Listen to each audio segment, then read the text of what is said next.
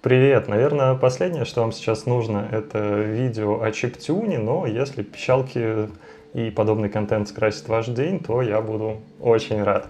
Уже давно появилась комфортная возможность работать с ромами, сейвами, шрифтами и даже палитрами для LSDJ. Я наконец-то добрался до LSD патчера и сейчас расскажу вам, как этим пользоваться. Для начала собираем, пополняем нашу шикарную папочку 8 бит.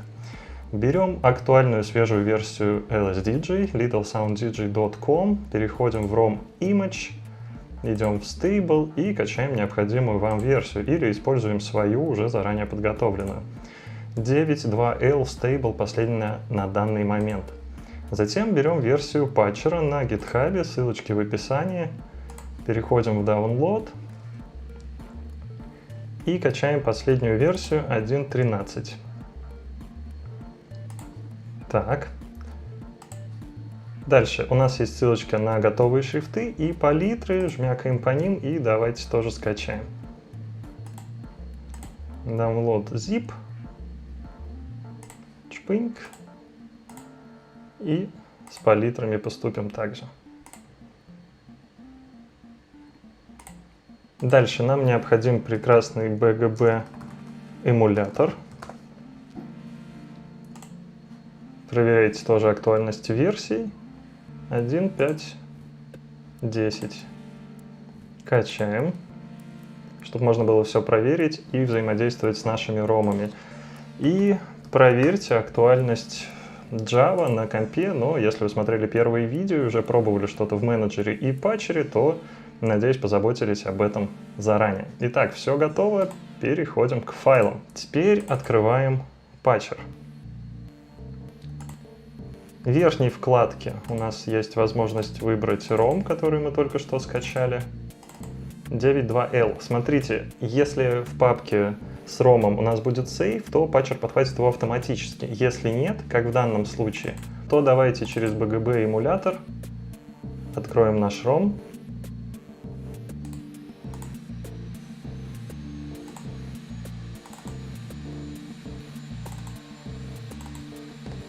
И он автоматически создаст нам пустой файл сохранения, с которым мы сможем манипулировать с треками и проектами.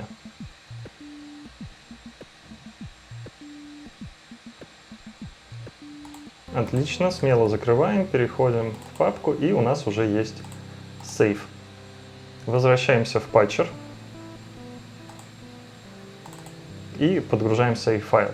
Идем по порядку. У нас есть возможность обновить наш ROM, скачать последнюю стабильную версию, но мы это сделали вручную, скачать бета-версию для проверки и версию для Arduino. Видео, смотрите об этом. Посмотреть изменения и лицензионную информацию. Но учтите, что более старые версии, ваши сейвы для версии от 4 там и выше, 3.9.9, если вы обновите свой ROM до последней актуальной, у вас слетит половина параметров. Питчи, значения, сэмплы, точно все полетит, поэтому обязательно обратите на это внимание.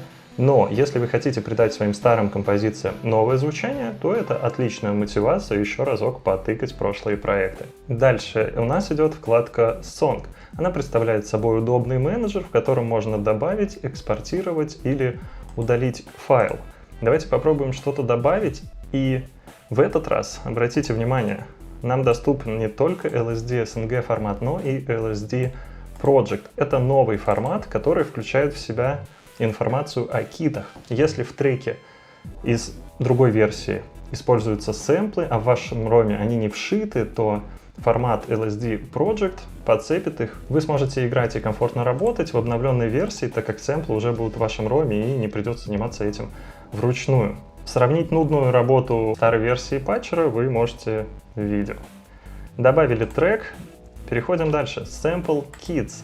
Самая интересная вкладка — это новое окно патчера. Визуально, что бросается в глаза, это сразу комфорт работы. Видите, мы добавили трек, и у нас есть сэмплы, которые делал STN.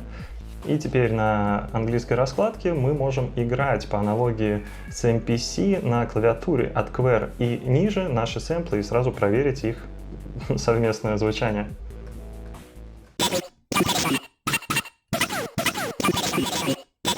Сэмплы, которые загрузил стресс.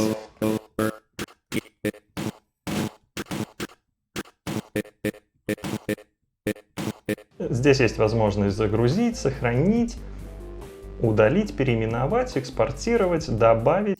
И давайте попробуем добавить какой-нибудь сэмпл.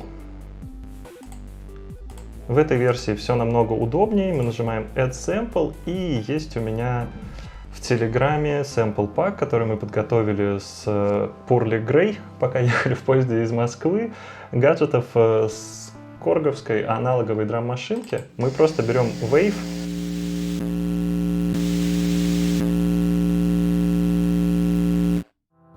берем Wave файл, и теперь мы можем не запариваться через старые аудиосети с битрейтом нашей вавки, но главное учитывать продолжительность. Если я возьму сэмпл подлинней, то он не будет работать.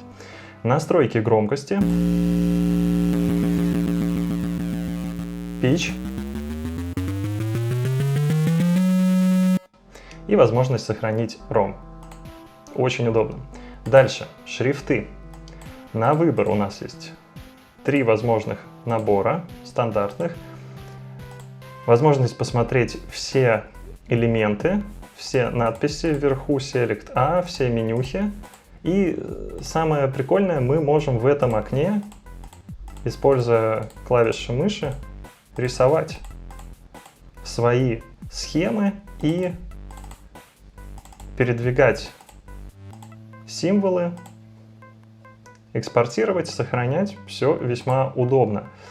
Мы можем загрузить наши шрифты, которые мы скачали. Fonts,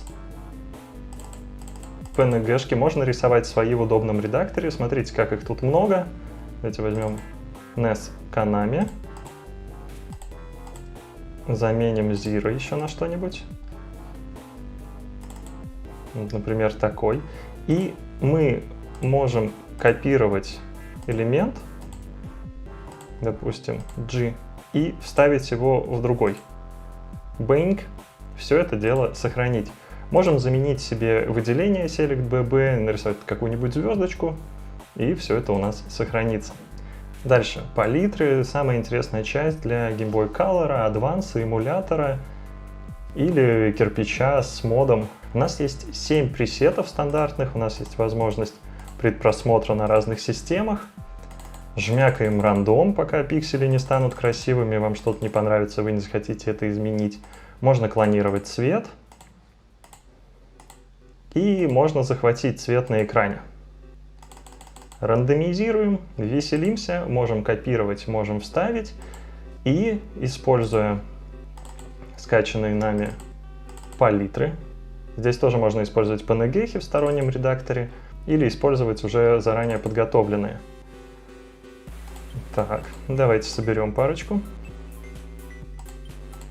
Вы могли видеть ROM от Chiptune Mafia, который гуляет в телеграм-канале лейбла Bleep Love, и вдохновиться, захотеть сделать что-нибудь свое.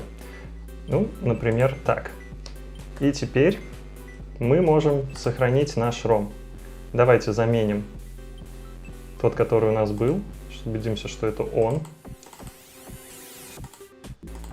Сохраняем. Теперь давайте проверять. Открываем BGB эмулятор. Загружаем наш ROM. Где тут Windows Size 6 на 6. Давайте попробуем так. Настроим кнопки. F11. Gamepad. Зажимаем. Применяем. Окей. И теперь давайте проверять. Во-первых, у нас изменились наши шрифты.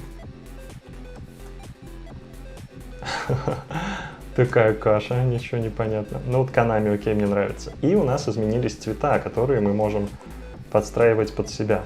Ну, допустим,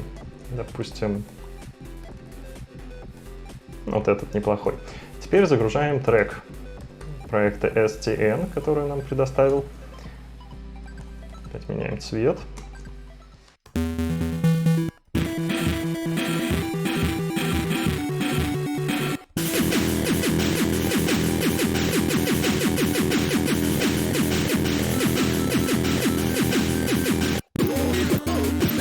Так, проверяем сэмплы. Как интересно, стресс пишет. Да, вот у нас C64 и сэмпл Скорга, который мы засунули. И путем манипуляции, настроечек можем с вами с ними взаимодействовать.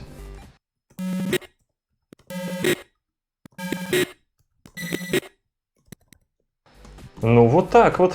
Так что кастомизация рома под себя теперь достаточно удобна. И самое главное, никаких запар с сэмплами. Я надеюсь, это видео будет для кого-то актуально, поможет комфортной работе, каким-то предпродакшеном своих композиций, или уже сделать нормальные бэкапы, чтобы не заморачиваться, и свести все к одной новой, стабильной, хорошей, удобной версии. Экспериментируйте, и у вас точно получится сделать что-то новое и необычное, потому как давно поговаривают музыканты, что даже цвет окна работы в трекере влияет на настроение вашей композиции.